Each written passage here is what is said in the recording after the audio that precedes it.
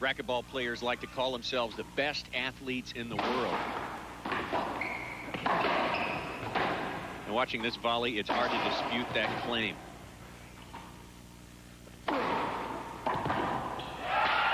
We're watching John Ellis, number 4 in the world, battle Jason Menino, number 5, in a US Open quarterfinal match.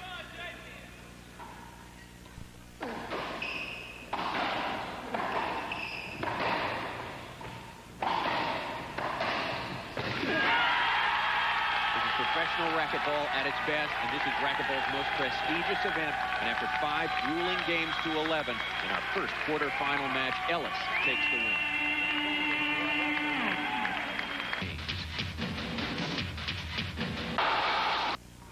I'm Tommy Sanders. We're here in Memphis, Tennessee, which is the home of Andy Roberts, a real legend of the game.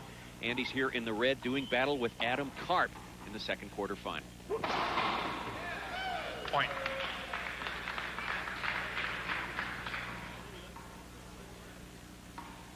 Play the best 3 out of 5 in these matches.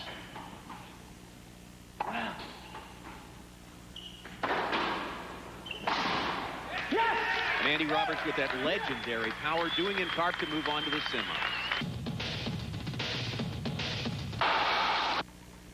Eric Mueller was the real Cinderella of this tournament, knocking off one seeded player after the next. Eric, a law student at Harvard. Then he ran into number 2 ranked Cliff Swain. Cliff Swain, who spent most of the 90s at the top ranking in world racquetball, but has spent the last year in the number 2 position.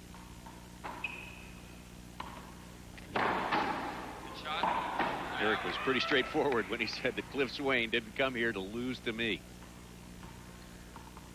Swain serving.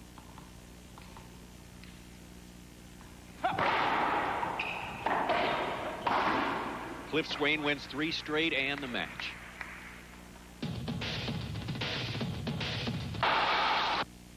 And the headliner of this US Racquetball Open, Sudsy Monchik from Staten Island, New York, number 1 player in the world. On the court now doing battle with the number 10 player in the world, Woody Klaus, who serves.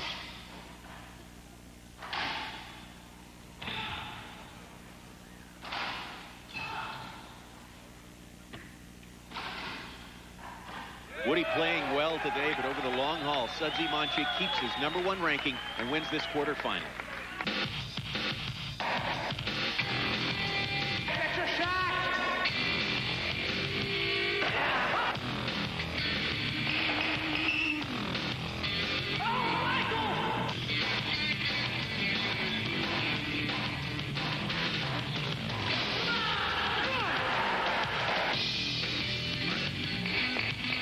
We're in Memphis, Tennessee for the United States Open Racquetball Championships. Brought to you by American Express, the card that helps you do more. By Hampton Inn, call 1-800-HAMPTON. And by Embassy Suites Hotels, call 1-800-EMBASSY. Well, it's time for the semis now, and for that we need some real expertise, so we turn to one of the greatest names ever in racquetball, Aaron Katz. And Aaron, our first match in the semifinals, kind of a replay from last year. Number 3rd ranked Andy Roberts, the hometown favorite, versus the man who spent a lot of time on top of the hill and wants it all back, Cliff Swain. Same matchup, a little different dynamics coming in, though, this year. Last year, these two were embroiled in a great battle for 2 and 3. This year, it's a little different. Andy's still 3. With Cliff, he's in a battle for number 1 with Sudsy. All right, and Sudsy, of course, is the headliner in our second semifinal, and he'll be going up against a guy who's as hard-hitting, as fast as anyone out here, John Ellis. John has just stepped up this year and has earned the respect to get into that top group. Last year, everybody was talking about how it's a 3-man tour. This year, it's a 4-man tour. All right, Andy Roberts, Cliff Swain coming up next, the first serve of the semifinals. These guys are amazing athletes. They run, they jump, they dive. They kick, they scream. They are the best at what they do, and what they do is very exciting.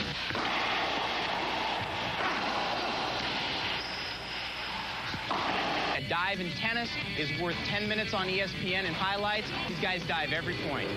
To go now with semifinal action at the US Racquetball Open Championships from Memphis, Tennessee. Andy Roberts serving 5-8 to Cliff Swain.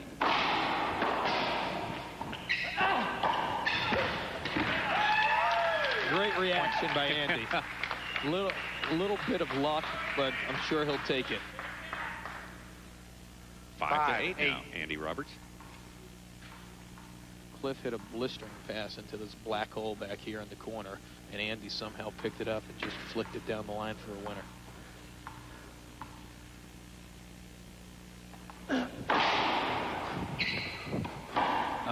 Good shot.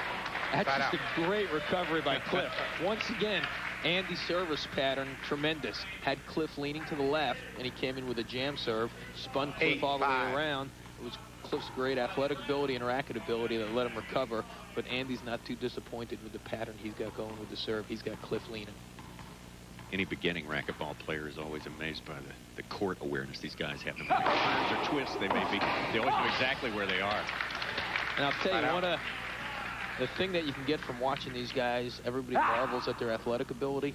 Great technician, great fundamentals. Even as a beginner player, you can pick up a lot of things. Not the diving re-kills, but the racket preparation, the footwork, the mixing up of the serve. And these guys are drilling all the time. Exactly. Even at this level. Exactly. There's that serve again. Caught the crack before the side wall, and I know Andy's theory. If he can force Cliff to have to stretch to the ball of the backhand, he's either going to get an ace or a weak return. String of good serves. Andy Roberts now at 6-8. Good Z serve. Good get. Tough shot. Side out. Once again, talking about basic fundamentals, just look how well Cliff stayed down on that ball. Down low, racket prepared. Exactly. Easy front court shot, but he didn't take it lightly. Stayed down, hit through the ball. Now he's up at 8-6, and you can tell he's taking a little extra time. He's been stuck on 8 for a while. Andy's crept back into this. He wants to break that spell. He wants to get to 9. Sometimes mentally, you get stuck on a point. It's tough to get off it. Side out. If I was Cliff, I think I'd take a timeout. The momentum has definitely changed. He controlled the early part of the game as Andy shifted the momentum. If I was Cliff, I'd take a timeout. Maybe sometimes leaving the court changes the air. Roberts at 6, serving 8.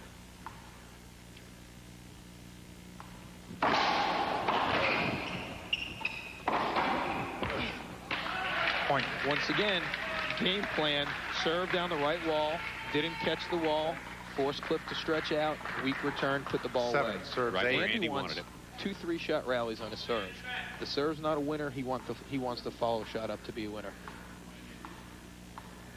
7-8, Andy Roberts.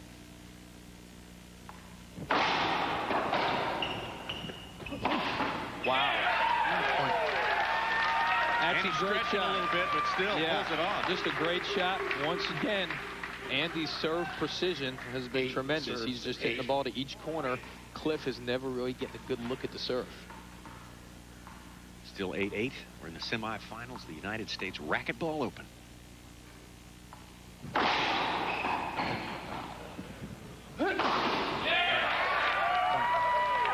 That is the difference between serving well and not serving well. Cliff wasn't serving well, so his jam serve was ineffective. Andy's been stretching out the court with his serve, so his jam serve got Cliff to flip up to the ceiling, and then third shot of the rally just buried it in the corner. Just what Andy wants. He takes the lead, 9-8. We're in the first game.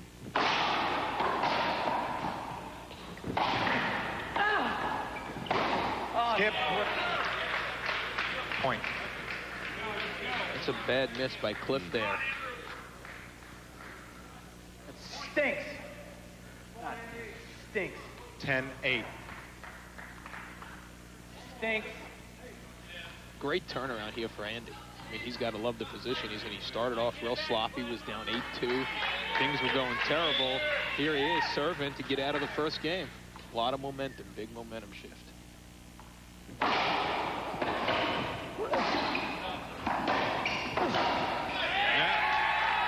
Point. Game on to Andy Roberts. Of course, he played best 3 out of 5 here at the US Open. And what's Cliff Swain going to do to adjust to all of that, Aaron? Hey, Tommy, this is not brain surgery. Cliff's got to serve better. I'm Tony Gelso. I'm Kelly Gilhouse. I'm Jason Menino, and these are the rules. These are the rules. These are the rules.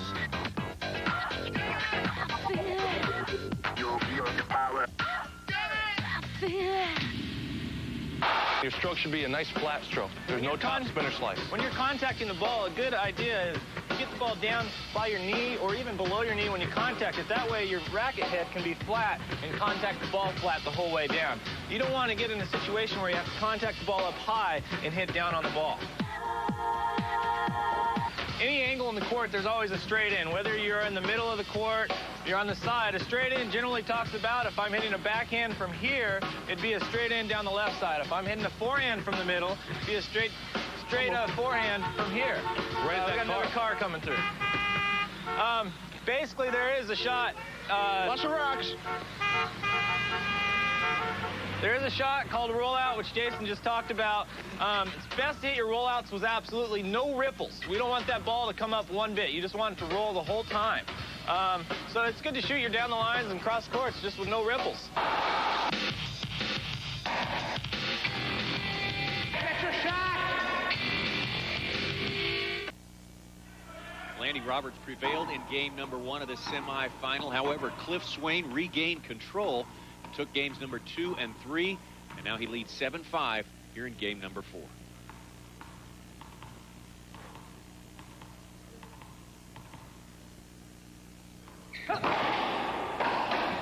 Off the back wall again.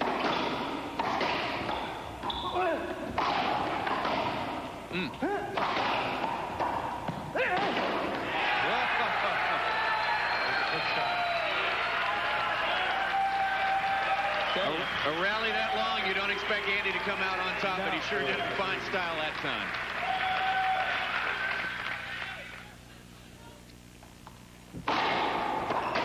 Good angle.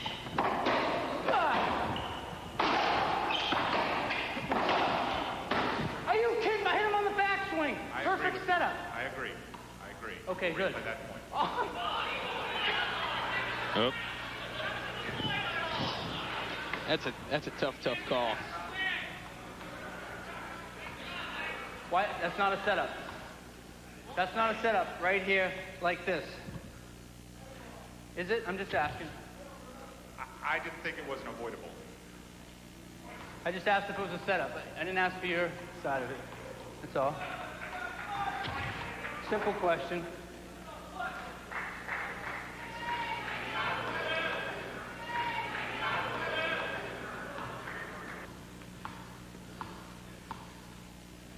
Portable court, special court, but for this occasion, the only time in the year they play on it. There's a setup off the back wall. Skipped it, didn't he? Yeah. His ball skipped. Cliff's ball skipped. I'm sorry I didn't see that. Yeah. Well, Now, on the other side, Cliff knows it's Skip. That's why he's up in the front of the court. he's not talking. He's not even making eye Yeah. contact with anybody. Yeah. His ball skipped right off his racket. That's why it barely came off the front wall. I believe you, but I didn't see it. Well, now that's a new one. That's one of those King Solomon lines right there. We're still stuck at the same score. Andy Roberts serving 5-7. Good shot. Get some wild spin on that one. Yeah, I gotta give the disclaimer on that one. That is not for you to try at home. You break your To wrist off step or something. over and just splat roll that ball is just out of this world. Look at Cliff's even smiling. He knows he pulled off a good one there. Yeah, 7-5 he leads here. You know it's a good shot when he's kind of smiling, saying, wow, I didn't know I can do that.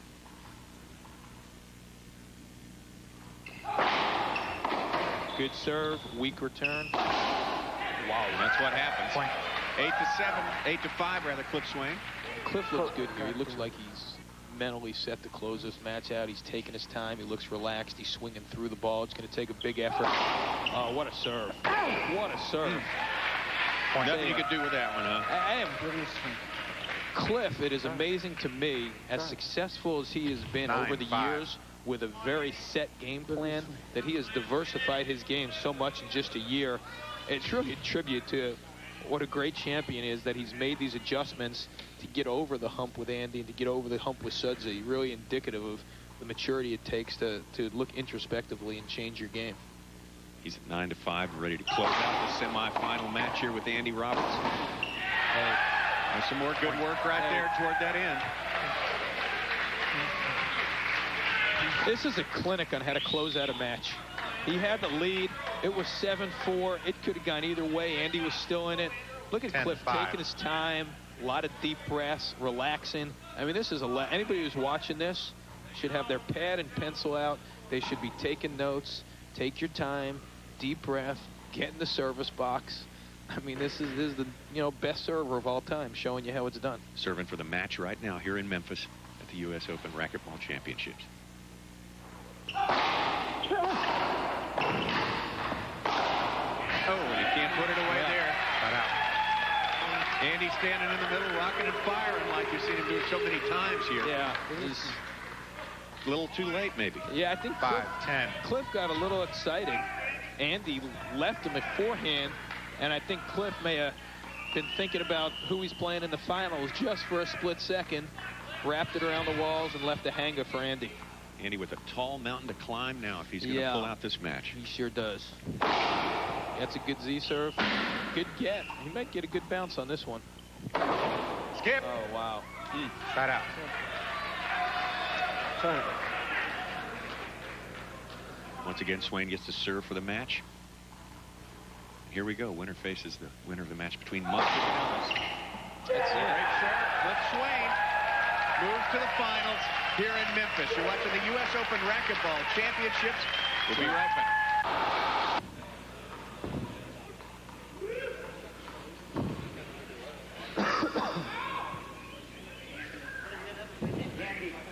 Why is that guy's whistling? I don't understand. That was me.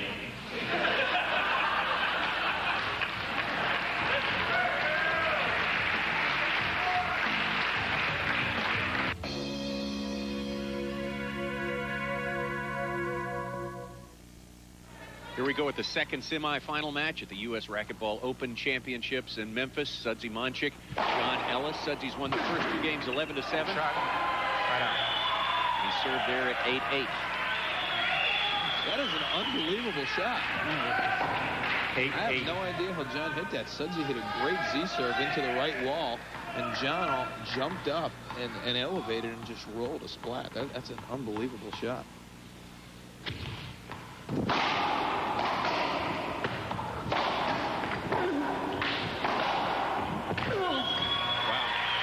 What's amazing is that he almost had that ball. Yeah, he just about did. You're exactly right, Eric. Little step forward for John. Side out. Sudsy is not to be done away with so fast. No, that was a great shot because John didn't hit a bad serve. It didn't come off the back 8-9. wall. You see how quick and strong Sudsy's wrists are there that he was able to. Good get by John. Point. That backhand. Yeah, that's signature. 9-9. That's signature type stuff.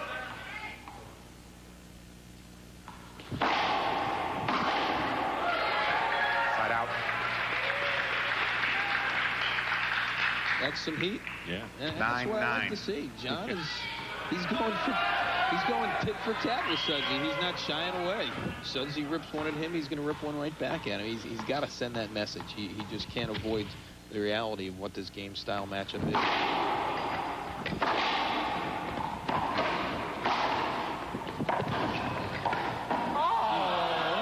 Side out.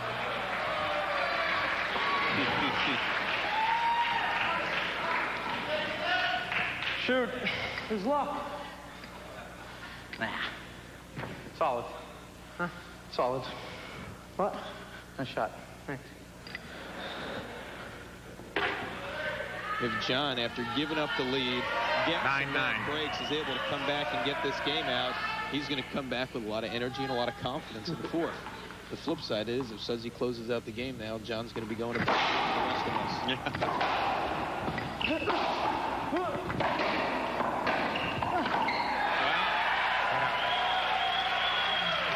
That's a great shot.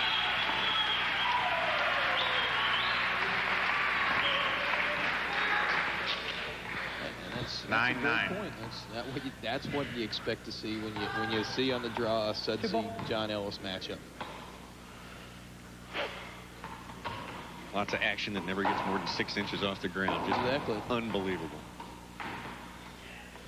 Let's see. John looks like he's going to that Z serve. We'll see if Sudsy will cut it off.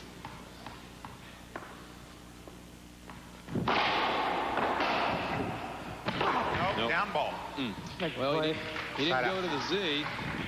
And on Sudsy's side, 9-9. that's a sign of where Sudsy's game has come, that rather than taking a full swing at that ball. Point. That hurts. Well, that hurts. Sudsy now 10-9. Because there had been that run there where there weren't really any easy points. The quality of play was very good, and to make an error like that, not to belabor the point, but once again, a little test here for John. There he is. No, it skipped on him. The game belongs to Sudsy Monchik. John Ellis, boy, valiant effort here in this third game, but just not enough for the man with the big game, Sudsy Monchik. But John's got to be pleased with what he did in the third game, and he's just got to take that home and hopefully learn from it. Right here in Memphis, Tennessee is an institution that's been on the mind of everyone involved in the U.S. Open. St. Jude's Children's Research Hospital, the first institution established for conducting research into catastrophic childhood diseases, founded by the late entertainer Danny Thomas. The hopeless can come for comfort and aid. And over the next 5 years, he became, just an astronomical hit. Danny Thomas, the entertainer that had to do everything, the comedian, the act, and he had to do it all, and became an enormous success. So he came to Cardinal Stritch, that was here in Memphis, Tennessee, and he told Cardinal Stritch about his prayer, and he said, I feel like that I owe something back, and what can I do? How can I repay this? I'm indebted. So he told me, he said, Danny, there's enough stained glass in the world today. What you need to do is bring something back to the community. So they came up with the idea of the Children's Research Hospital, which became, as St. Jude Children's Research Hospital. This week, the stars of the International Racquetball Tour took the opportunity to visit St. Jude's, where over 13,500 children have been treated through the years, treated without regard to their ability to pay. St. Jude has pioneered a combination of chemotherapy, radiation, and, where necessary, surgery to treat childhood cancers. Research findings and information discovered at St. Jude are freely shared with doctors and scientists all over the world. 3 years ago. Actually, 5 years ago, he got diagnosed with Hodgkin's. Got a clean bill of health.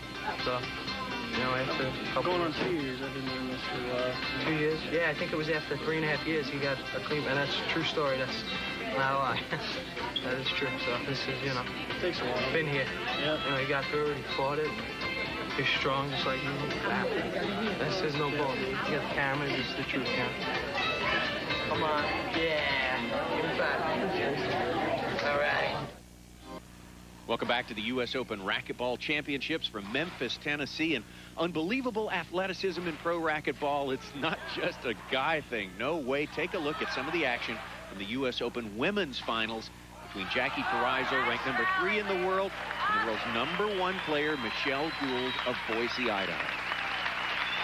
That's Michelle on the right there. Keep your eye on her. She has won every tour championship since 1992.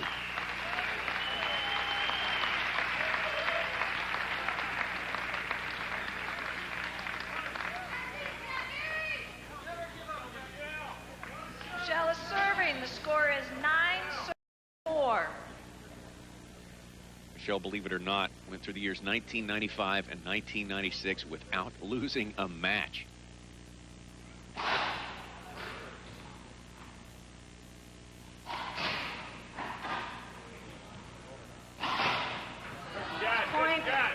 A match point for Michelle Gould. Her opponent, Jackie Parisot, accomplished something pretty remarkable this year. She actually beat Michelle Gould in a match. Score is 10 serves 4. Michelle Gould incredibly tough mentally and physically, and she does not rest on her laurels. When she's not beating everyone in the world, she's out giving demonstration, doing clinics, promoting women's racquetball. And there it is, another world championship for Michelle Gould, the winningest player in racquetball history.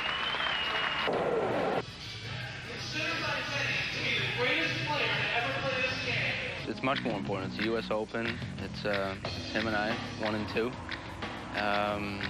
you know, yeah, there's a lot of pressure in that way, but at the same time, what I said before is I have to just make it a game. Just go out there and have a blast. As a left-hander, he has taken the sport to another level by winning the year-end #1 ranking 4 times. You know, there's always going to be other guys who are trying to improve, and if you're not constantly learning, trying to improve your game, you're going to be retired yourself. So I feel like I can go till I'm 40 anyway. He's already won half of the pro stops this season and is in position to regain his #1 ranking. He's a lot more flamboyant than I am. I guess with his mouth, he talks more and stuff like that. I choose to, I guess, show my personality with just my play. Oh, if he falls all the way off, that's fine with me, but I hope he plays as good as he can possibly play, and I hope I still beat him. Please welcome, from Boston, Massachusetts, the player currently ranked #2 in the world, Swain!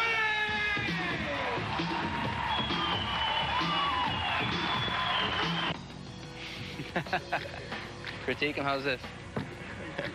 At only 23 years old, his electric personality and awesome shot-making ability have made him a crowd favorite throughout the world. Cliff and I out there, probably 2 of the biggest personalities to play the game. 2 of the greatest players to play the game, I believe, truly. And I think the world will hopefully see, you know, that racquetball's no joke. Racquetball can hang with any sport there is in the world. And we should be on ESPN and HBO and ABC and every station every night. Like I said, and we say it 1,000 times, Boris Becker dives once. It's on highlight films for the next 10 years. We dived 10 times in 1 rally. The best, lights, camera, action. That's what I'm all about. I love it. Ladies and gentlemen, please welcome, from Staten Island, New York, the defending US Open champion. You ask anyone that knows me, I think I'm outrageous and sometimes obnoxious, but not obnoxious in a good way. Not, you know, it's a charming obnoxiousness, kind of. It's nothing wrong with it, but I use it sometimes when I play, too, yeah. And #1 ranked player in the world, Monchik!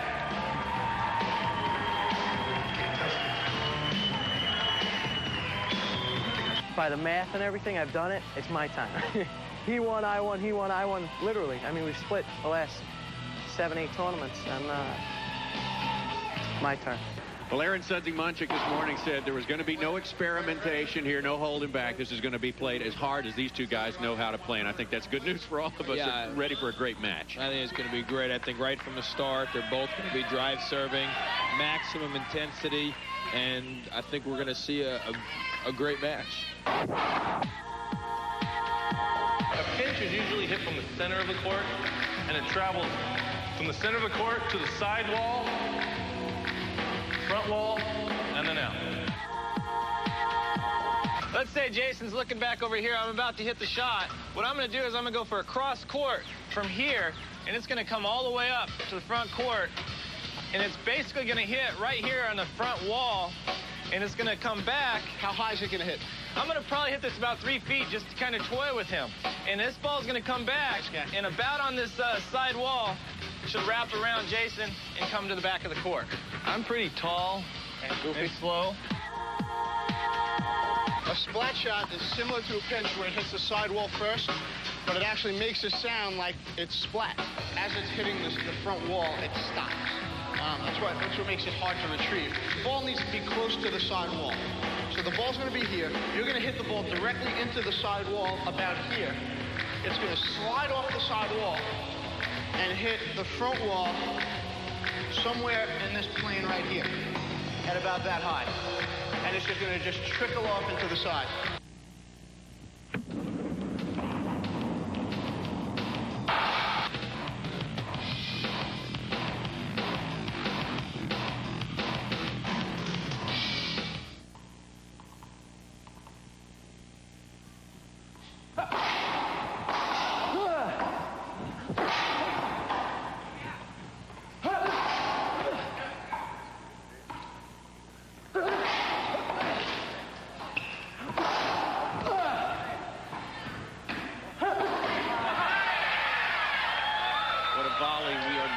Through the first game of our finals match here at the US Open Racquetball Championships. I'm Tommy Sanders along with Aaron Katz, and Cliff Swain takes the lead at 7-5.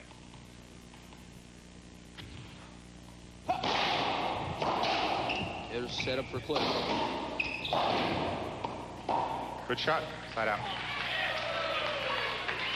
That was a good shot. We're hearing some hissing from the crowd. 5-7. Sudsy didn't hit it very cleanly, so it didn't sound good, but it was a good shot.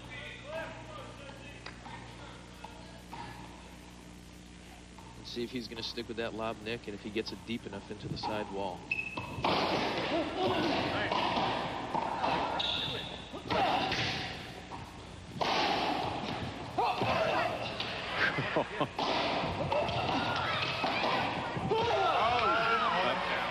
Two bounces, but boy, what a trip. What a trip. Cliff Swain lost that point, but he's the guy getting the applause, I would say, Aaron. Yeah, that was just a tremendous rally. Well, after a side out, we move ahead. Cliff Swain serving again at 7-6.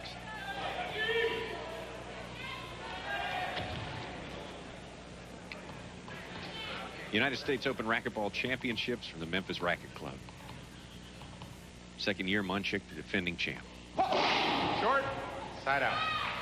And that's unusual for Cliff to call a timeout and come out and hit a short serve. He's usually very effective at using his timeouts and comes back on the court and does something. Sudsy seems like he's committed to this lob serve. He's mixed it up a little bit between the one into the side wall and a little bit of a junk serve. There's the one into the side wall again.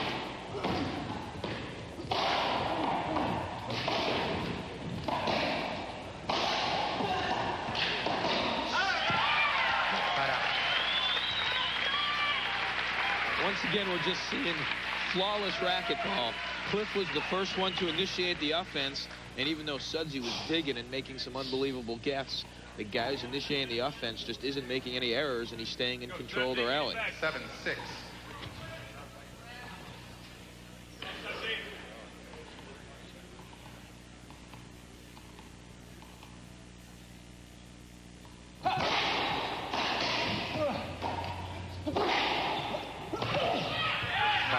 That's a perfect angle Sudsy just hit. Had the ball in the front court and hit a wide angle pass, and that's a ball that comes around to the other side of the court, catches the side wall and dies in the back court, and that was perfectly executed. Side out Monchik, 6-7.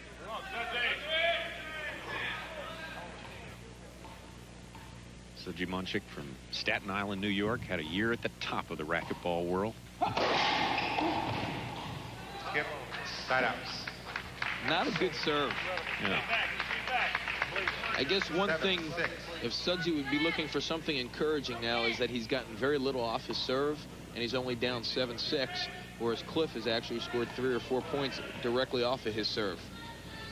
Let's see which serve Cliff is going to go to. He hasn't hit that Z in a while. Let's see if he's going to go back to that.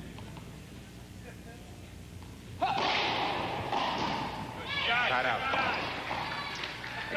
He had a jam serve. And like all his other serves, that all stems from setting up the cross-court serve to Sudsy's forehand. Right now, Sudsy's not leaning on that, so until Cliff establishes that cross-court serve, he's going to have trouble getting easy returns. That's good, Nick.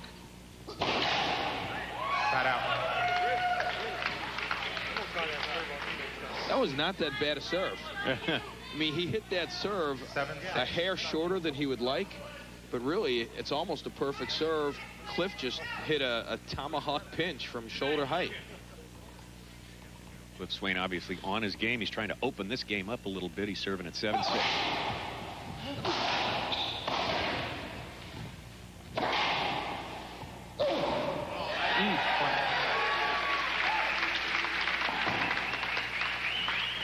Great shot.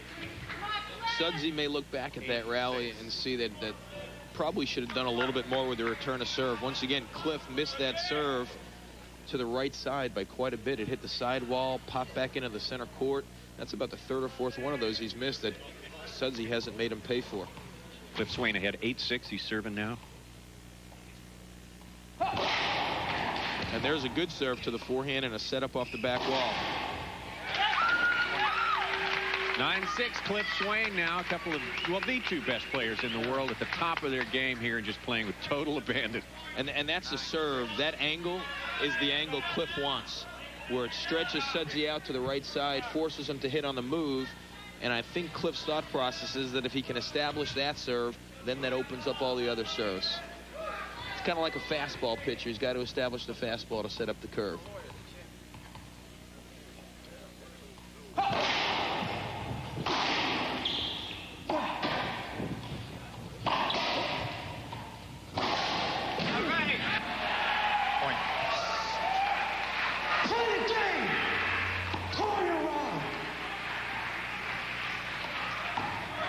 Swain. 10-6. Just toying around. Make him earn it. Cliff is not serving particularly well to the right side.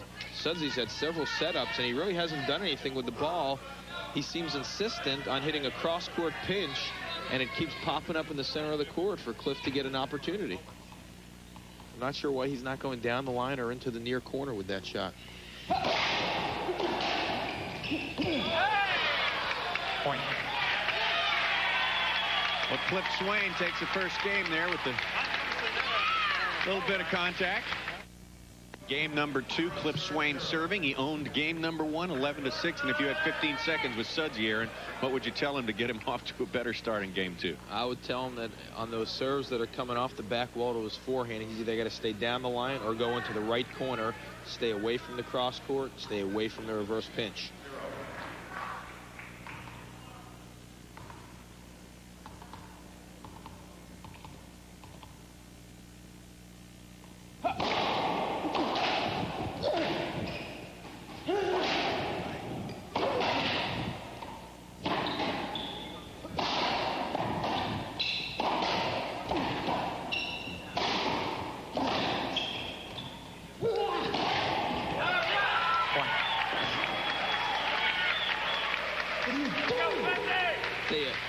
Sudsy looks very bad right now.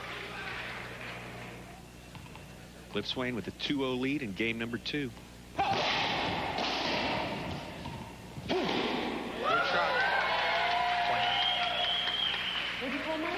Good shot.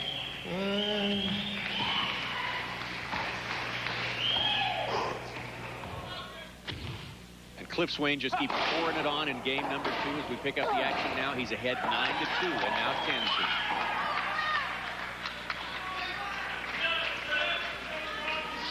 Go, Sunday. 10-2. I think one thing we'll certainly see the next game, if this continues, is the crowd will definitely get behind Sudsy, because right now they have not gotten to see nearly as much racquetball as they anticipated. Cliff Swain serving for the second straight game here, the finals match, US Racquetball Open. Side out.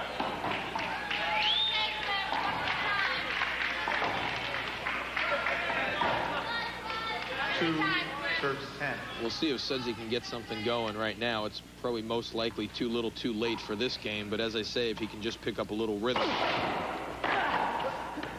Hold it. Side out. It's a good call by Mike Ray there. And with these guys, if they don't argue an avoidable, you know it's a good call, because they don't like having the avoidable called on them. Avoidable hinder is where the hinder takes away an offensive shot, so it's a point for the person or side out for the person who got hindered.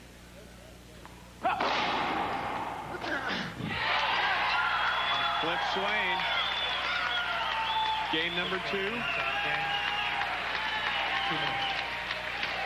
2-0 in the finals, and looking a little dismal for Sudsy right now. That was a clinic. In racquetball, you want to hit the ball as low as possible on the front wall, so it's tougher for your opponent to get to it because you only have one bounce.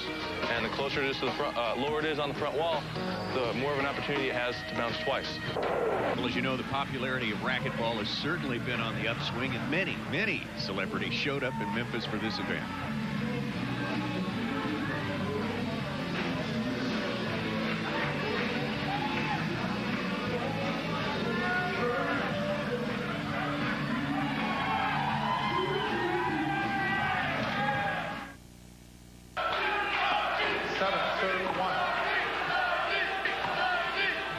Crowd really hollering for Sudsy Monchik here. He's back from a little injury timeout, some ankle trouble, but he's all right. What he's really got is Cliff Swain trouble. He's got a lot of Cliff trouble, and I think it's a fairly safe bet that Cliff is not going to show a whole lot of sympathy for this injury. He's down 7-1 in the third game. Of course, he's down 2 games to 0 already. Cliff Swain serve. Point.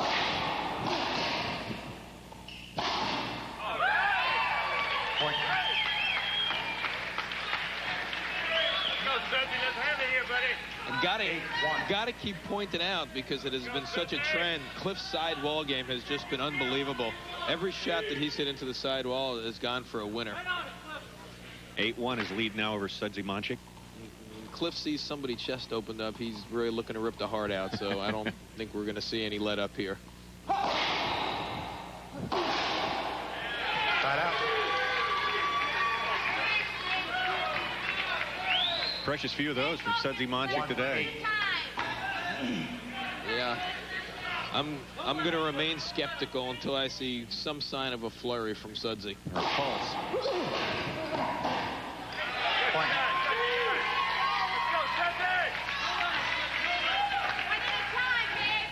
8-2.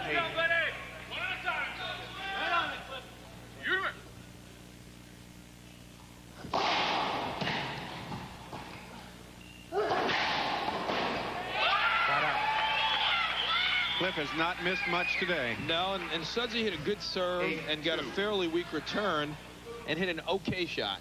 A shot that against most people wouldn't have cost him the rally, but against Cliff Swain today, if he doesn't hit absolutely perfectly, Cliff is putting it away. Moving ahead now, Cliff Swain still in charge, 9-2.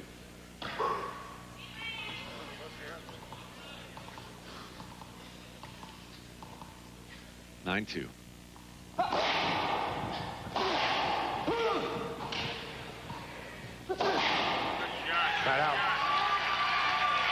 Sudsy having to blow off a little steam there. I mean, it just built up for so long. He comes back with a good winner.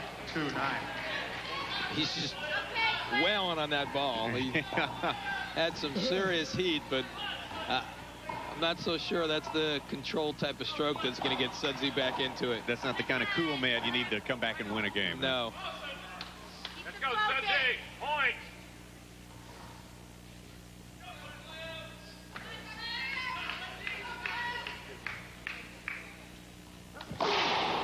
No, down ball. Point. 3-9, Sudsy Monchik fighting for his life here in the finals of the US Open. He's actually hit 2 of his better serves in the match. Late on here just might be a little too late. That's coming off the back wall. Let's see if he splats it. Good angle. Set up front. Play it again. Yeah. Good play. Play over. He hits Swain with the ball. 9-3 Swain here in the last game. Swain 2 games to 0, best of 5. Let's go, Sudsy. Let's go, Sudsy. Point.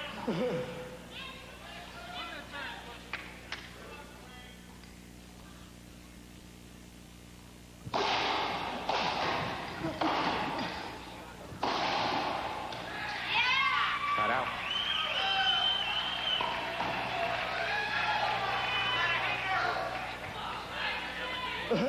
9-3.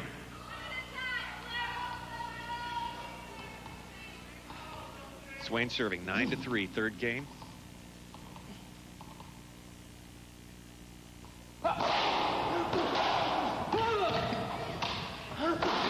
Skip. Point. Sudsy skips it there, just standing up and wailing at it again, like you say, Aaron. Cliff's favorite way to end the match and ultimately the tournament is to just come over to that left side of the court and hit straight heat to the right corner. All right. Let's see if that's still his favorite tournament ender. For the US Open Championship, Cliff Swain. Look for the drive to the forehand.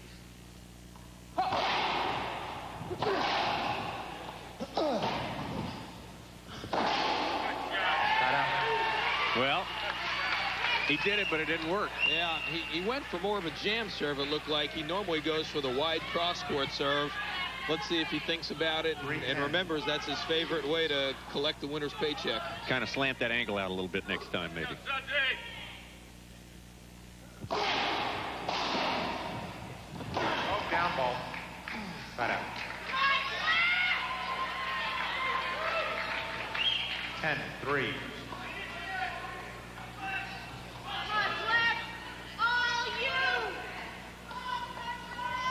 Come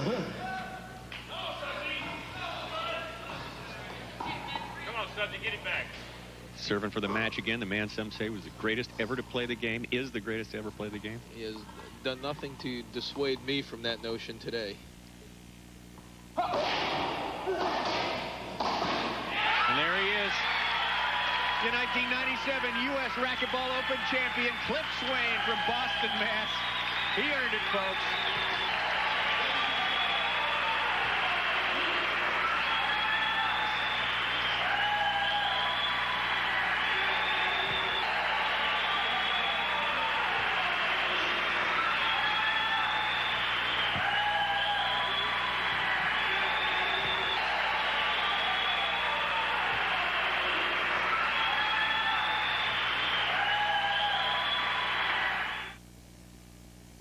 Great match, Cliff. Highest level I've seen in a long time. I really enjoyed watching it. And now it starts back over again. You're up on top of the mountain again, and everybody else is shooting for you. Everybody's game, as you say, goes up maybe a notch or two. And, of course, Sudsy's among those guys who's going to be trying to turn his game up. You haven't put him away forever, have you? No, I wouldn't want him. I want him out there every time. I want him at his best every time. The better he plays, the more I enjoy it. I wish he played better today. I'm sure he'll be around. He'll be around. He'll be around, too. We'll see him next time in the finals of the U.S. Open. You can bet on that. Cliff Swain, your U.S. Open champion for 1997.